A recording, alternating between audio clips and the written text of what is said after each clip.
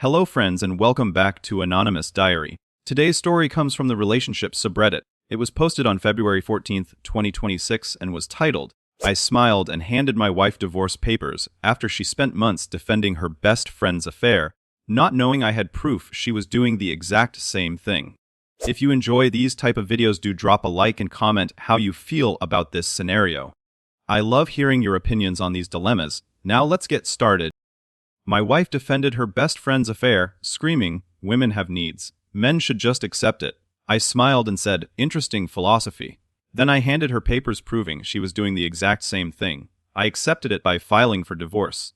I, 36, male, have been married to my wife, 34, for 8 years. Things were solid until her best friend started having an affair about 6 months ago. My wife's best friend started sleeping with a coworker while married. Her husband found out, lost his mind, and now they're getting divorced. Pretty standard affair fallout. What's not standard is my wife's reaction.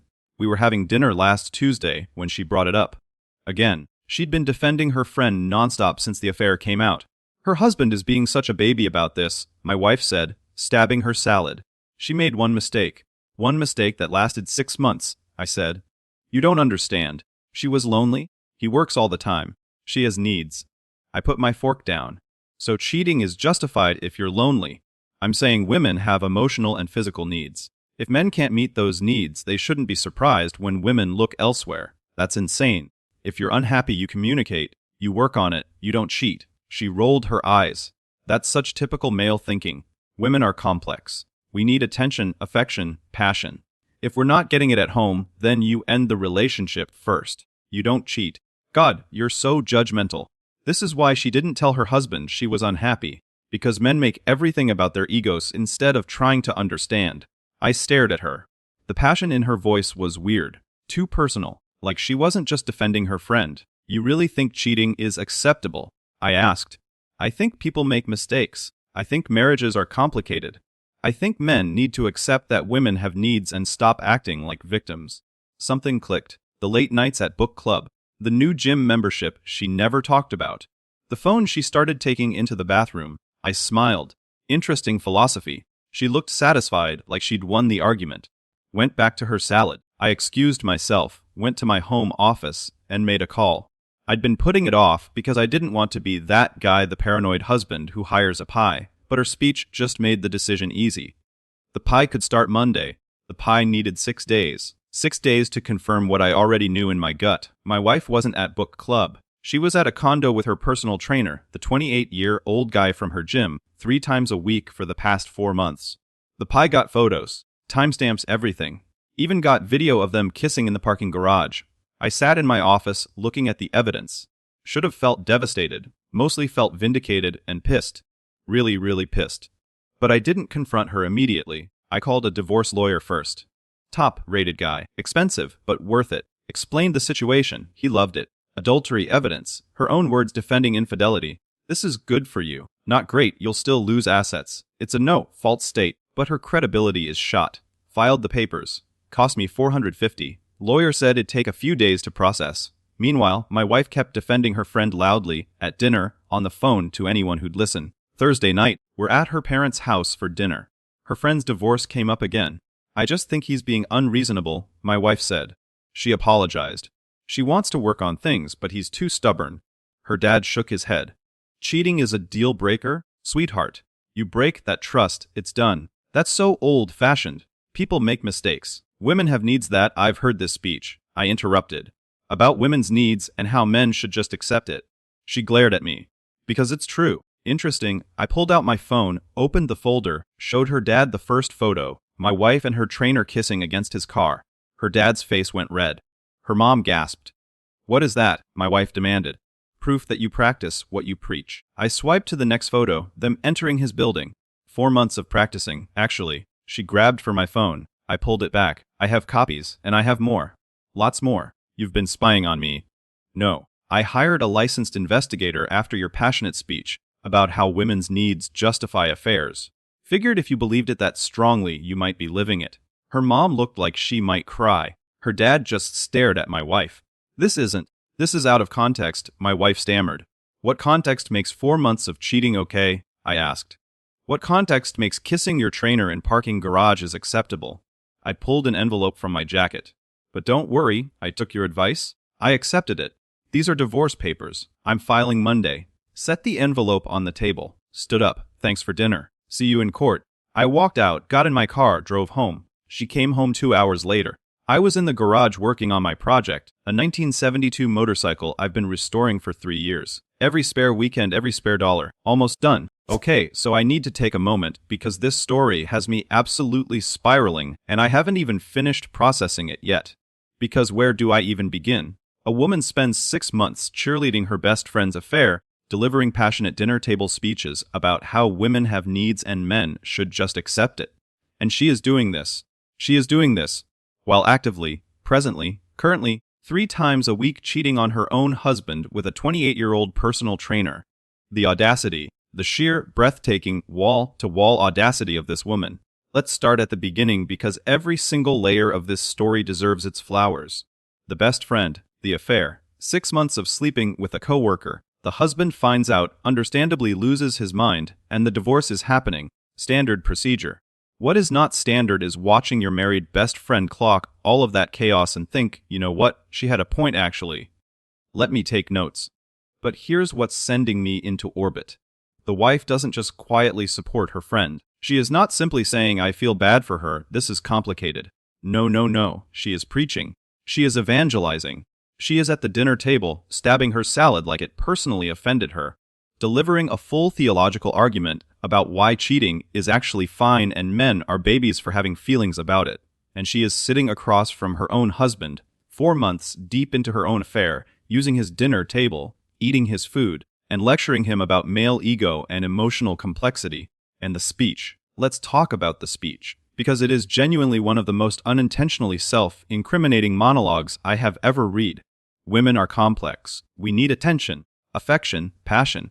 If we're not getting it at home, you end the relationship first. She said that. She looked her husband in the face and said you end the relationship first. While not ending the relationship first, she handed him the entire case against her and then went back to her salad like she'd won something. The private investigator taking 6 days. 6 days. The man spent less than a week confirming what his wife had practically told him herself over pasta. 3 times a week for 4 months. Kissing in parking garages. Timestamps, photos, video, everything. And his reaction isn't devastation, it's vindication and anger. Which honestly makes complete sense because at that point it isn't grief anymore, it's the horrible relief of knowing your gut was right and now you have receipts. But wait, because he doesn't confront her at home like a normal person, he waits. He files the papers first, he gets everything in order, and then he takes her to her parents' house, waits for the topic to come up organically, pulls out his phone and shows her father the photos. At the dinner table, in front of her mother, he set the envelope down, said thanks for dinner, and walked out to go work on his motorcycle, and the out-of-context line. This is out of context. What context? What context? What possible surrounding circumstances make 4 months of a secret relationship with your personal trainer fine? There is no context. There never was a context. What strikes me most about this entire story is the stillness of this man throughout.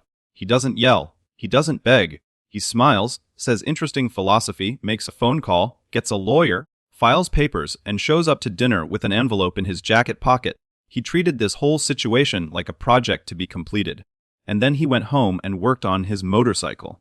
Vanilla, she said. Honey, the man you have been underestimating just executed the most precise, methodical act of consequences you have ever witnessed while remaining entirely composed. That is not vanilla. That was never vanilla. That was someone who was never the problem. Update 1. I accepted it by filing for divorce. She burst into the garage. We need to talk. Lawyer said all communication goes through him now. You can't just divorce me. Already filed. You'll be served Monday. This is insane. You're overreacting. I kept working on the bike, adjusting the carburetor. You said men should accept it. I accepted it by leaving. I made a mistake for 4 months. It didn't mean anything. Then you won't mind the divorce. She tried a different angle. Tears, please. I love you. We can work through this. Like your friend wanted to work through it with her husband. Oh, wait, you said he was being a baby about it. That's different. Silence. Get out of the garage, I said. This is my space.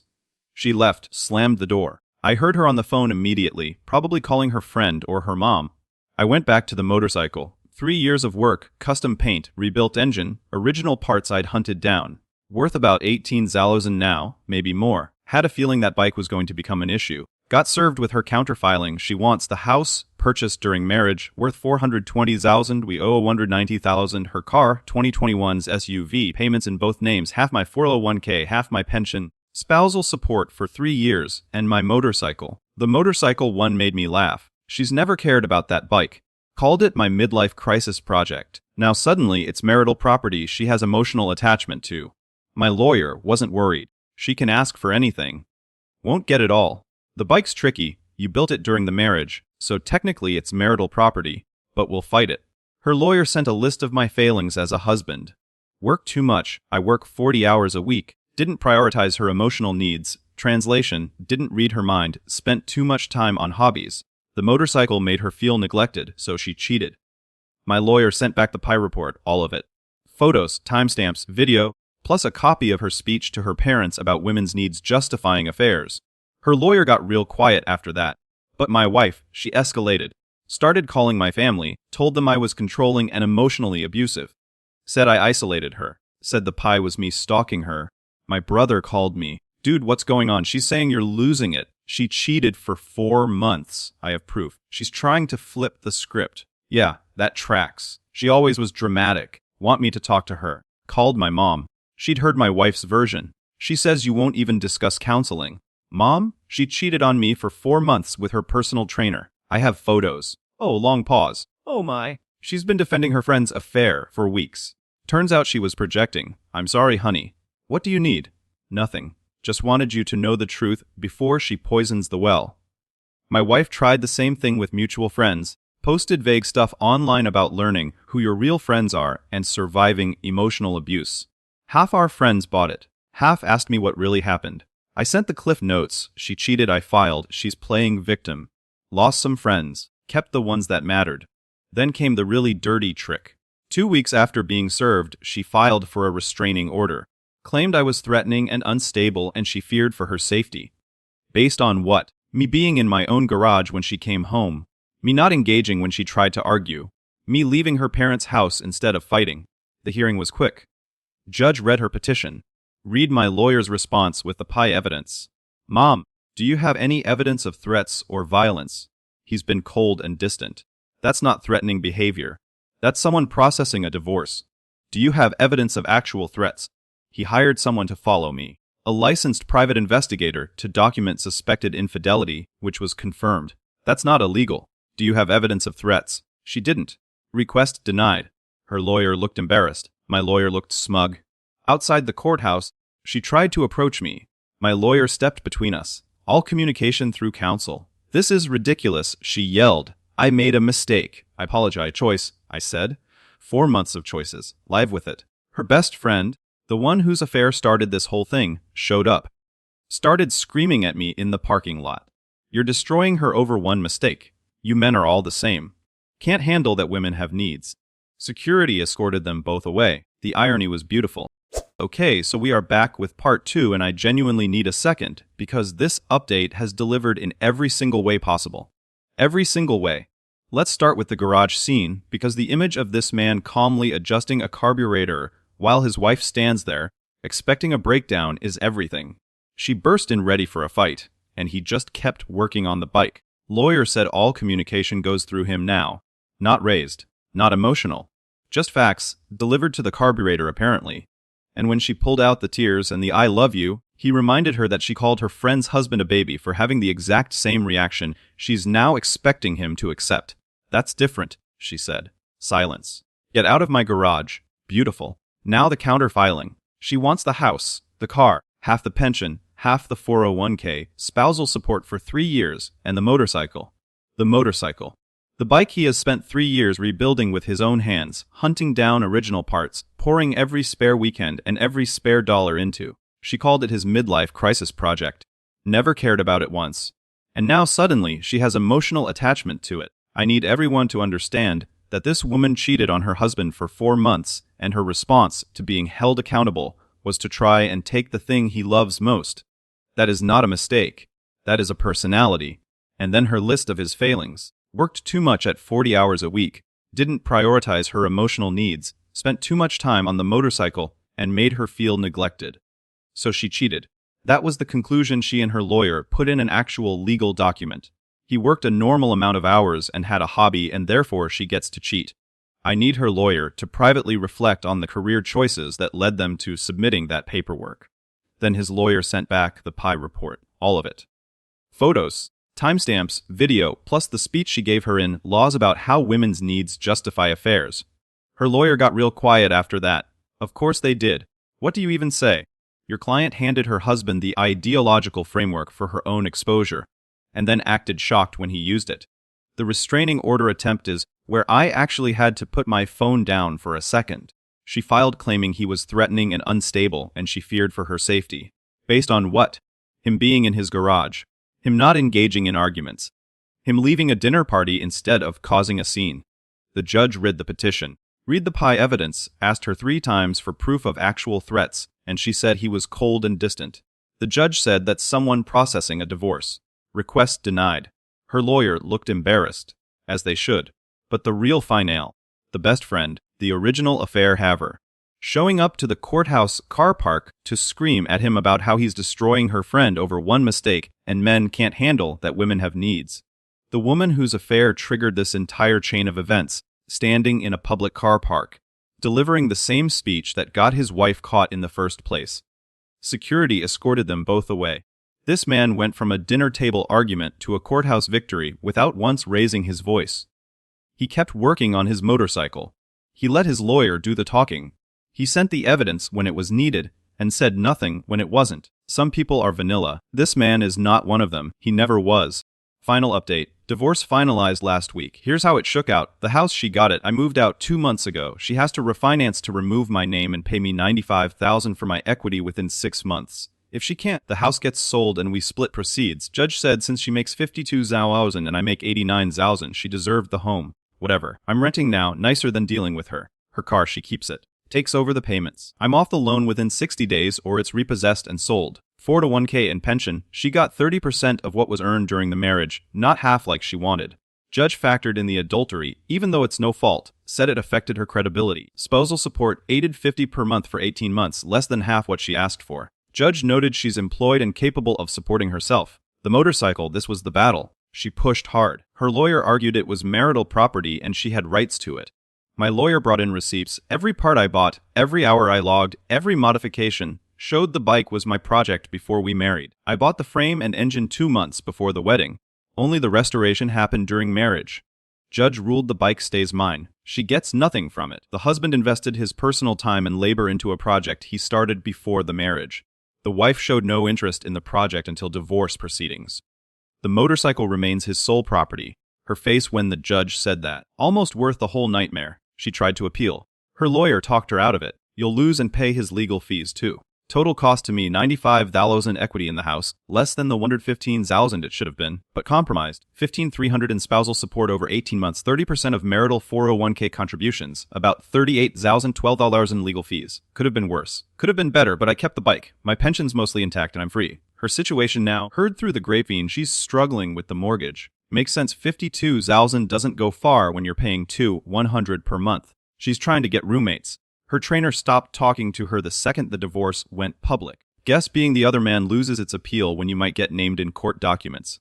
Her best friend finalized her own divorce, lost her house, got minimal custody of her kids because the affair partner was around her children. My wife doesn't mention her much anymore.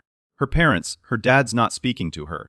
Her mom calls occasionally, but their relationship is strained. Turns out parents don't love when you cheat on your spouse and then try to play victim. She's been dating, saw on social media she's with some guy. Good for her, I guess. Not my problem. Me, I'm okay. Not great, not terrible, just okay. Finished the motorcycle. Took it for a long ride last weekend. First real ride since everything started. Felt good. Felt like freedom. The bike's not for sale. Some guys at a vintage show offered me $22,000. Nope, this bike represents 3 years of my life. Every bolt, every wire, every piece of chrome, it's mine. Started seeing someone new. She thinks the bike is cool. Asks questions about the restoration. Doesn't call it a midlife crisis project. That's refreshing. My apartment's smaller than the house, but it's mine. No one telling me I spend too much time on hobbies. No one defending affairs over dinner. No one making me feel crazy for having boundaries. The dating scene is weird at 36. Lot of baggage out there, but I'm not rushing. Taking time to figure out what I actually want in a partner. Turns out not a cheater is pretty high on the list. My ex texts occasionally from unknown numbers. I block her, usually about the house or money, sometimes trying to explain or apologize. I don't respond. Lawyer handles everything. Last text 3 days ago, I hope you're happy. You got everything you wanted. The bike, your freedom, your precious ego intact. I hope it was worth destroying our marriage. I didn't respond. But if I had, I'd have said, you destroyed the marriage. I just documented and left. Big difference. The thing nobody tells you about divorce is how expensive it is emotionally. Even when you're right, even when you have proof, even when you did everything by the book, it still costs you sleep, peace of mind, faith in people. But staying would have cost more. Some lessons learned. 1. Trust your gut. If something feels off, it probably is. Don't ignore red flags because you want to believe the best in people. 2. When someone tells you who they are, believe them. When my wife defended cheating that passionately, she was telling me exactly who she was. 3. Document everything. The pie cost me $800. Best money I ever spent. Without that evidence, divorce would have been way messier. 4. Get a good lawyer. Worth every penny. Mine was $12,000 total, but he protected my assets and my sanity. 5. Don't engage with drama. My ex wanted fights, wanted emotion, wanted me to look unstable. I stayed calm, let my lawyer handle it, and won because of it. 6. Having standards isn't being unreasonable. Expecting faithfulness isn't asking too much. Leaving when someone breaks your trust isn't overreacting. My ex genuinely believes I overreacted, that I should have worked on it, that I gave up too easily. She still tells people I'm the bad guy. That's fine. I don't need everyone to understand. I just need to sleep at night knowing I respected myself enough to walk away. The motorcycle's in my living room right now, climate-controlled space, locked building. It's not going anywhere. Some things are worth fighting for. Some things are worth walking away from. Knowing the difference is the hard part. I'm good. The bike's good. That's enough. Okay, so we have reached the final chapter and I need everyone to sit down because this ending is so quietly satisfying that I genuinely had to take a breath after reading it. Let's do the numbers first because the settlement breakdown is actually fascinating. She wanted the house, half the pension, half the $401k, 3 years of spousal support, and the motorcycle. What she got was the house with a refinancing deadline she is already struggling to meet, 30% of the marital $401k contributions, which came out to around $38,000, $850 a month for 18 months instead of the 3 years she demanded, and absolutely nothing from the motorcycle. The judge looked at her credibility, looked at the adultery evidence, looked at the speech she gave her in-laws, and adjusted accordingly. It is a no-fault state, and she still managed to make her own case worse by being herself. The motorcycle ruling, though. I need to talk about the motorcycle ruling. Her lawyer pushed hard for it, argued marital property, argued she had rights to it, and his lawyer pulled out every single receipt. Every part purchased, every hour logged, every modification documented, showed the frame and engine were bought 2 months before the wedding. The judge said the husband invested his personal time and labor into a project he started before the marriage. The wife showed no interest until divorce proceedings. The motorcycle remains his sole property. Her face when the judge said that, he said it was almost worth the whole nightmare. Almost. And then the aftermath. The trainer stopped talking to her the second the divorce went public. Because of course he did. Being the other man is exciting until there are potential court documents with your name on them. The best friend finalized her own divorce, lost her house, got minimal custody because the affair partner was around her children. 2 women who spent months delivering speeches about women's needs and men being babies. And they are both sitting in the wreckage of the exact consequences they were warned about. Her dad is not speaking to her. Her mom calls occasionally, but things are strained. The man she publicly humiliated at his own dinner table by defending affairs, while having one has apparently not rushed to forgive her. Shocking, and him. He finished the motorcycle, took it for a long ride and said it felt like freedom. Someone at a vintage show offered him $22,000 for it. He said no. This bike represents 3 years of his life, and it is not for sale. He has a smaller apartment that is entirely his. No one defending affairs over dinner. No one calling his passion project a midlife crisis. He is seeing someone new who thinks the bike is cool and asks questions about the restoration. That detail is so small and so important. She asks questions. She is curious about the thing he loves. That is the whole difference right there. The last text from his ex said, I hope you're happy, you got everything you wanted. I hope it was worth destroying our marriage. And he didn't respond, but he told us what he would have said. You destroyed the marriage. I just documented and left. Big difference. That's it. That is the whole story. A man who trusted his gut, stayed calm, kept his receipts, protected what mattered, and rode off into the distance on a motorcycle that cost him 3 years and is worth every single second. The bike is in his living room, climate controlled, not going anywhere. Neither is he. Hello friends, thank you so much for listening all the way to the end of this one, because honestly this story had everything. The audacity, the hypocrisy, the courtroom victories, and a motorcycle that survived it all. I genuinely could not have scripted a more satisfying ending if I tried. As always, if you enjoyed this video, please give it a like, because it genuinely helps more than you know. And if you are new here and you want more stories like this one, hit that subscribe button because we are always here delivering the chaos, the commentary, and the occasional jaw-drop moment. And I want to hear from you in the comments. What did you think of this one? Did he handle it perfectly, or was there a moment where you would have done something differently? Do you think she genuinely believed she did nothing wrong, or was she just hoping he would never find out? And the big one, was the motorcycle ruling the most satisfying part of this entire story, or was it the dinner table moment with her parents? Let me know everything. I read every single comment, and I love hearing your thoughts. Thank you for being here, thank you for watching, and I will see you in the next one.